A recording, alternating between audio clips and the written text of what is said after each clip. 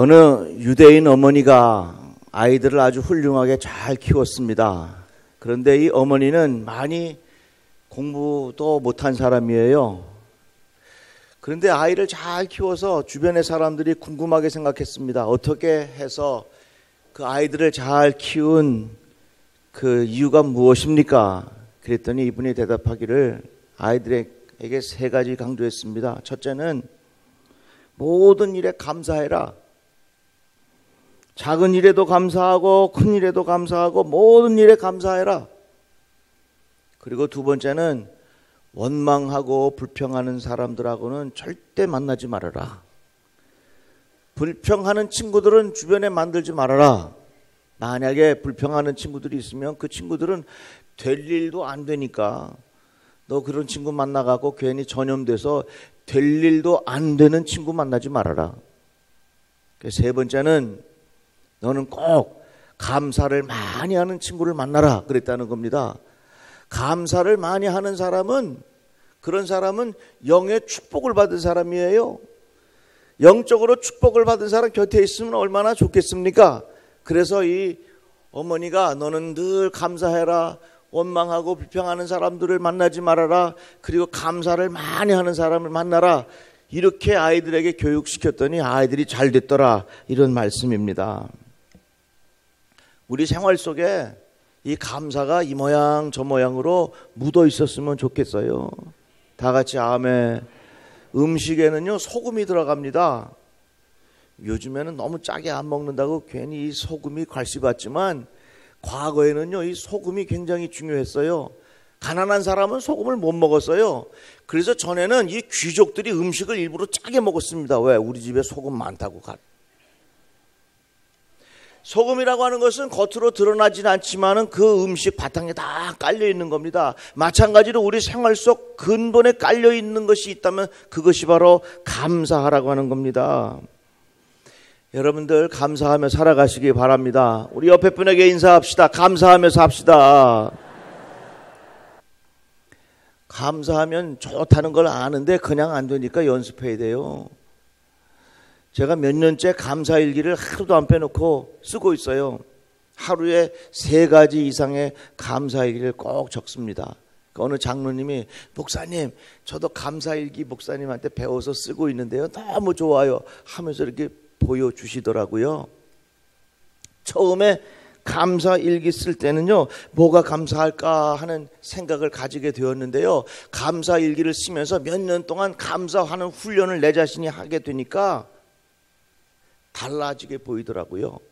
모든 것이 감사한 것처럼 제게 느껴지더라 하는 것입니다. 아파서 불평하는 것이 아니라 아픈 중에도 약을 먹을 수 있음에 감사하고, 그 약이 개발된 것도 감사하고, 그 약을 처방해 준 의사 선생님도 감사하고, 그 약을 만들기 위해서 수고한 분들도 감사하는 마음이 내 안에 생겨지더라는 겁니다. 이같이 감사하는 것은 굉장히 필요하고, 행복한 인생이 되려면 감사를 꼭 해야 합니다. 성공하는 사람이 하는 말의 반은 칭찬이고요, 행복하게 살아가는 사람들이 하는 말의 반은 감사요. 그러니까 우리가 자꾸 칭찬하면요 성공하는 사람 될 수 있고요, 자꾸 감사하면요 우리 인생이 행복해질 수 있어요. 다시 한번 인사합시다. 감사하면서 합시다. 이렇게 하면 저는 아유 우리 교인들이 다 그냥 감사일기 매일같이 썼으면 좋겠어요. 아멘. 별로 안 하네. 이번 추수감사주일 지나면서 한번 해봐요. 내가 매일같이 감사일기 한번 3가지라도 적어서 한번 해보겠다. 그러면 인생이 달라져. 그런데 감사하는 마음과 불평하는 마음의 분기점이 있어요. 부족함을 느끼면 그것을 통해서 불평이 오고요, 자족함을 느끼면 그것을 통해서 감사가 와요. 그러니까 내가 어떻게 내 마음을 자족하게 만들 수 있겠는가, 이것이 감사한 마음을 가질 수 있는 중요한 키가 되는 겁니다. 야, 이렇게 날씨가 추워지는데 이 추워서 앞으로 먹고 살기 힘들겠다. 이 낙엽이 돼갖고 다 떨어지는데 이런 부족한 마음이 있는가 하면 야, 이 낙엽이 되니까 참 멋지다 이렇게 생각할 수도 있는 거예요. 그러니까 감사한다고 하는 것과 자족한다고 하는 것은 환경의 문제가 아니라 내 마음가짐과 내 마음의 태도의 문제라 그 말입니다. 그런데 우리의 마음 속에는요 자꾸 무슨 생각이 있냐면 좀 더 이런 생각이 있어요. 그게 욕심이고요. 우리 마음속에 조금 더 이런 마음이 있으면요 늘 매사에 우리는 모든 게 부족하게 느껴져요. 여러분, 월급을 얼마 받았으면 좋겠어요? 이강식 장로님, 우리 장로님 식당을 맛있게 잘 하시는데 매상이 얼마쯤 올랐으면 좋겠습니까? 대답 안 하셔도 돼요. 미국에서 조사했어요. 연봉이 3만 불, 그러니까 3,600만 원 정도 되는 사람에게 물었습니다. 당신은 월급이 얼마면 부자라고 생각합니까? 이렇게 질문했는데 4만 7천 불, 그러니까 약 5천만 원 정도면 부자라고 생각합니다. 이렇게 대답했습니다. 그 다음에 5만 불 받는 사람에게 물었습니다. 당신은 월급이 얼마면 부자라고 생각합니까? 이렇게 물었더니 그 사람들이 대답하기를 10만 불이 부자라고 생각합니다. 이렇게 대답했어요. 제가 또 물어볼게요. 10만 불 월급 받는 사람에게 당신은 얼마가 되면은 부자라고 생각합니까? 그러면 아마도 그 중에 나는 10만 불로 만족합니다 라고 대답할 사람 거의 없을 겁니다. 왜? 우리 마음은 계속해서 좀 더 이런 마음이 있기 때문에 얼마가 내 안에 있어도 늘 우리 마음에는요 부족하기 마련이에요. 로마 속담에 무슨 말이 있냐면 돈은 바닷물과 같다 그랬어요. 여러분 혹시 바닷물 먹어본 적 있습니까? 몇 년 전에요 우리 목사님들하고 저 동해안에 가가지고요 홍삼 있죠, 홍삼. 그거를 사다가 바닷물에 직접 씻어갖고서 우두둑 깨물어 먹어봤어요. 아, 그거 먹을 때가 말이죠 아주 재밌고 좋더라고요. 그런데 하루 종일 목말라갖고 혼났어. 너무 짜게 먹으니까 이건 물을 마셔도 끝이 없어. 내가 그때 생각하면서 한 컵 마시려고 그래. 돈이라고 하는 것은 바닷물과 같다. 그래서 계속해서 마셔도 내 안에 갈증이 해결되지 않아요. 이같이 부족하다고 느끼면 우리 인생이 불행해지고 자족하면 감사하게 되는데 어떻게 하면 우리들은 이 부족함의 문제를 풀어갈 수 있겠는가? 첫 번째는요, 부족함을 느낄 때 불평과 불만으로 자기의 문제를 드러내는 사람이 있습니다. 대부분의 사람이 그렇지요. 뭐 이스라엘 백성이 광야를 지날 때 만나도 없고, 만나는 먹었지. 매일같이 만나만 먹으니까 다른 거 먹고 싶은 거예요. 그렇잖아요, 여러분. 집에서 맨날 집밥 먹으면 뭐 먹고 싶어요? 짜장면 먹고 싶지. 이스라엘 백성이 그들에게 먹을 것이 있고 마실 물이 있었지만 그때마다 하나님과 모세에게 불평합니다. 왜 우리들을 여기 와서 죽게 만드느냐? 우리들이 그냥 애굽 땅에 있었으면 살 수 있었을 텐데 왜 우리 여기까지 불러내서 이렇게 우리들을 고생하게 하느냐? 그때가 좋았지. 불평과 불만으로 투덜투덜대는 사람이 있어요. 이게 첫 번째 반응이고요. 좀 더 성숙한 사람은 어떻게 하냐면 자기의 부족함이 있기 때문에 그 부족함을 극복하기 위해서 열심히 노력합니다. 이것을 소위 말해서 결핍 동기라고 말을 해요. 내게 부족함이 있기 때문에 그 부족함을 메꿔보려고 나름대로 애를 쓰는 거예요. 마스시다 전기 창업자인 마스시다 고노스케라고 하는 사람이 이렇게 자신의 역경을 설명했습니다. 하나님이 나에게 주신 큰 선물이 있는데 첫째는 가난한 집에 태어났기 때문에 내가 부지런히 일할 수 있음에 감사했고, 두 번째는 약하기 때문에 건강의 소중함을 깨달았다. 세 번째는 초등학교밖에 졸업하지 못했기 때문에 이 세상에 있는 모든 사람들을 자기의 선생님으로 알았다는 겁니다. 그래서 자기는 자기의 부족함 때문에 열심히 해서 성공했다, 이거예요. 소위 말해서 자기 자신의 결핍 동기를 가지고 자기의 어려움을 극복했다. 이건요, 참 성숙한 사람이에요. 이런 생각은 굉장히 좋은 거예요.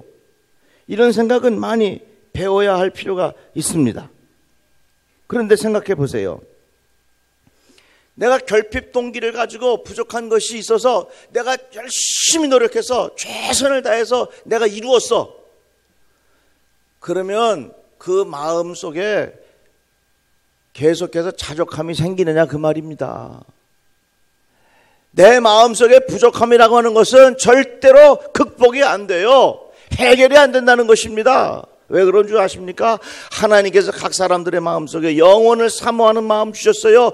영혼이라고 하는 것을 주셨습니다. 이것은 하나님이 내 안에 들어와 계셔야만 그 부족함의 문제가 해결되는 것이 인간인데, 내 마음속에 좀 더 해서 아무리 채워도 그 지경에 가도 역시 내 마음속에는 좀 더라고 하는 부족함이 있다, 그 말입니다.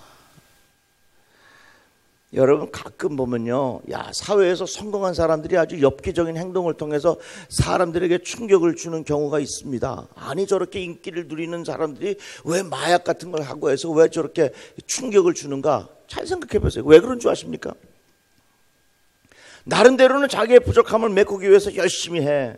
공부도 열심히 하고 훈련도 열심히 하고 나름대로 연습도 열심히 해서 어느 정상에 올랐어요.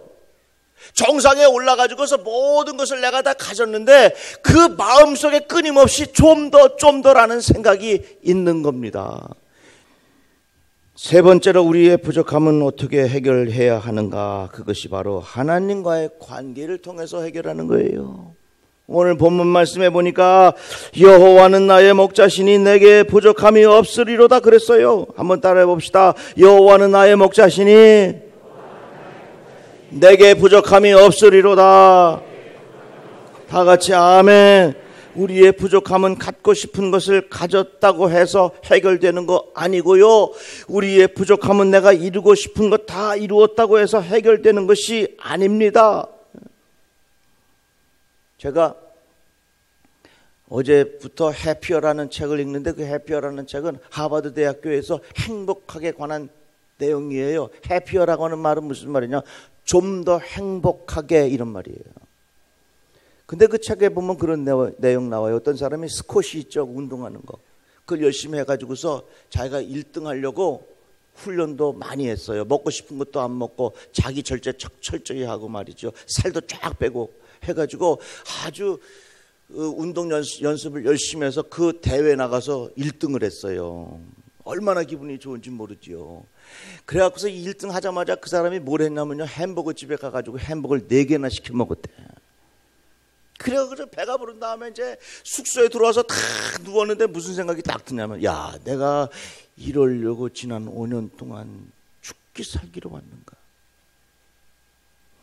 내가 우승을 해서 하고 싶은 거 다 이루었는데 왜 내 마음이 이렇게 허탈하냐? 내 마음이 왜 이렇게 공허한지 모르겠다. 내가 이루고 싶은 것을 결핍 동기를 통해서 그것을 이루었지만 내 마음속에 찾아오는 그 갈급함이라고 하는 것, 그 부족함이라고 하는 것은 더 내 안에서 커졌다, 그 말입니다. 그러니까 근본적인 감사라고 하는 것은 환경이 주는 것이 아니라 내 마음에 진심으로 자족함이 있느냐 없느냐, 이것이 나를 감사를 주느냐 아니냐로 달라진다는 거예요. 예수께서 말씀하셨습니다. 이 물을 마시는 자마다 다시는 목마르려니와 내가 주는 물을 마시는 자는 영원히 목마르지 아니하리니 내가 주는 물은 그 속에서 영생하도록 솟아나는 샘물이 되리라. 다 같이 아멘. 그래서요, 나의 부족함은 소유와 성취에서 오는 게 아니라 나의 부족함은 하나님과의 관계에서 오는 거예요. 여호와는 나의 목자시니 내게 부족함이 없으리로다. 나의 부족함을 채워야 진정한 감사가 이루어지고, 감사가 있을 때 우리의 인생이 행복한데요, 이러한 감사와 이러한 자족함은 어디에서 오느냐? 환경에서 오는 게 아니라, 성취에서 오는 것이 아니라 하나님과의 관계에서 온다는 사실이요. 우리는 부족함이기 때문에 부족함을 채우기 위해서 열심히 노력합니다. 이걸 뭐라 그래요? 결핍동기라 그래. 결핍동기를 위해서 채우기 위해서 자기가 열심히 노력해 성공한 인생이 되었어. 성취해서, 승리해서, 갖고 싶은 거 다 가졌어. 누리고 싶은 거 다 누렸지만 내 마음속에 끊임없이 찾아오는 이 공허감이라고 하는 것, 내 마음속에 찾아오는 좀 더 하는, 내 마음속에 찾아오는 이 부족함이라고 하는 것은 스스로 해결이 안 된다는 거예요. 여러분, 앞으로 더 우리나라가 잘 살게 되고 우리가 더 풍요롭고 우리 하고 싶은 대로 다 하지만요, 정신적인 공허감 때문에 괴로워하는 사람들이 훨씬 더 많아질 겁니다. 내가 나를 알고 살아야 돼요. 다 같이 아멘. 그런데 이 부족함은 어떻게 채워지느냐? 여호와는 나의 목자시니 내게 부족함이 없으리로다. 다 같이 아멘. 여러분, 태어날 때 기억나세요? 아유, 저도 태어날 때 아무것도 안 갖고 나왔어요. 한번 생각해 보세요. 아이를 낳았는데 아이가 이가 다 나가지고 딱 태어나자마자 엄마 햄버거 하나 줄래? 그러봐. 그러면 다 기절할 거예요. 진짜 아기가 태어나면요, 아무것도 없어. 이 아이가 정말 회수권을 갖고 태어납니까? 이빨을 가지고 태어납니까? 이 아이가 태어날 때 정말 가지고 있는 거 아무것도 없이 태어나. 배짱도 좋지. 아무것도 없이 갖고 태어나는 거예요. 망아지는요, 송아지는요, 태어나면요, 태어나서 1시간 있다가 자기가 지가 걸어 다녀요. 이 아이는요, 태어나서 아무것도 없어. 정말로 아이가 할 수 있는 건 제로야, 0%야. 아무것도 없어. 근데요, 거기 짠 하고 나타나는 분이 있는데 그분이 누구라고요? 엄마, 아빠가 오는 거예요. 추가하자면 할머니, 할아버지가 오는 거예요. 그러면 이 아이에게 필요한 것을 엄마 아빠가 다 공급해주고, 그래도 부족하면 할아버지 할머니가 다 공급해주고, 이놈은 정말로 제로로 태어났는데 이 아이는 100%야. 이 아이는 없는 게 없어. 그냥 말도 필요 없어. 엥 하고 울면요, 엄마는 다 알아. 나는 이 아이가 왜 우는지 모르지만 엄마는 얘는 지금 똥이 매렸구나, 얘는 목이 마르구나, 얘는 잠이 오는구나 하는 걸 다 알아요. 보세요. 이 아이의 능력은 제로요. 그러나 엄마가 옆에 있으면 이 아이는 아무것도 없지만 이 아이는 부족함이 없는 100%가 되는 거예요. 우리도 그렇습니다. 우리의 마음속에는 부족함이 있고, 우리의 마음속에는 갈급함이 있고, 그렇지만 여호와는 나의 목자시니 내게 부족함이 없으리로다. 하나님과의 관계가 있으면 내 안에는 부족함이 없는 하나님의 은혜가 임한다, 그 말입니다. 여러분, 우리가 어떻게 감사할 수 있겠습니까? 어떻게 우리가 자족할 수 있겠습니까? 나의 소유로, 나의 성취로, 나의 환경으로 한계가 있습니다. 나의 자족함은 하나님과의 관계입니다. 젊은 사자는 궁핍하여 줄일지라도 여호와를 찾는 모든 좋은 것에 부족함이 없으리로다. 하나님께서 말씀하셨어요. 예수께서 우리의 선한 목자가 되어주셔서 선한 목자 되신 예수를 따라 살아가는 지혜가 있기를 주님의 이름으로 축복합니다. 우리 인생이 부족함이 없는 축복, 하나님과의 관계에서 오는 것입니다. 좀 더 가져보자, 좀 더 높아보자, 좀 더 힘이 세어보자, 좀 더 영향력이 있어보자, 좀 더 유명한 사람이 되어보자, 좀 더 많은 사람을 거느려보자, 좀 더 재미있게 인생을 즐겨보자 하는 그 마음이 우리 안에 계속해서 일어나기 때문에 늘 우리 인생은 부족하고, 부족함은 불평으로 나타나고, 그 불평은 불행으로 이어지는 거예요. 그런데 내 마음속에 여호와는 나의 목자시니 내가 부족함이 없으리로다 하는 신앙의 깊은 체험이 있으면, 이것이 바로 자족하게 하신 하나님의 은혜요, 자족할 때에 진심으로 감사하게 되고 그 감사는 우리 인생의 행복으로 이어진다 하는 것입니다. 양들이요, 떼를 지어 다녀 풀을 뜯어 먹습니다. 이 양들이 이 같이 다니는 이 집단에서 이탈되면 죽는 줄 알아요. 그런데 양이 풀을 뜯어 먹는데 뒤에 녀석이 머리를 받습니다. 왜? 빨리 가라고. 빨리 가야 나도 좀 먹을 게 있지. 풀을 뜯어 먹는데 뒤에서 머리를 받으니까 이놈이 앞으로 가면서 앞에 있는 놈은 또 뒤를 받습니다. 그러니까 어디까지 갑니까? 이 계속 받는 게 맨 앞에 있는 양에게까지 가는 거예요. 뒤에서 자꾸 들이받으니까 앞에 있는 놈이 뜁니다. 앞에 있는 놈이 뛰니까 뒤에 있는 놈 또 뛰어. 자, 맨 뒤에 있는 놈까지 뛰어갑니다. 그래서 양떼가 다 같이 막 뛰어. 앞에 놈한테 묻습니다. 너 왜 뛰냐고. 뒤에 놈이 받아서 뛴다고 그러고. 뒤에 놈한테 묻습니다. 너 왜 뛰냐고. 앞에 놈이 뛰니까 뛴다고. 그런데요, 이렇게 뛰던 양떼가 뭘 만났냐면 절벽을 만났어. 절벽을 만나갖고 그 수천 마리의 양떼들이 다 그 절벽에 빠져 죽어. 여러분, 되게 웃긴 얘기 같기도 하고 한심한 것 같죠? 요즘 이 시대입니다. 정말 우리들이 잘 생각해야 합니다. 지금 우리 대한민국은요, 소위 말해서 집단적 사고 구조가 이 나라를 사로잡고 있습니다. 다 같이 하나로, 분위기로, 전체로 하나님 없이도 이 세상을 살아갈 수 있다고는 그 집단적 사고 방식이 이 땅에 팽배해 있어. 그래서 뒷놈이 치면 앞으로 뛰고, 앞에 놈은 왜? 뒷놈이 받으니까 앞으로 가는 거예요.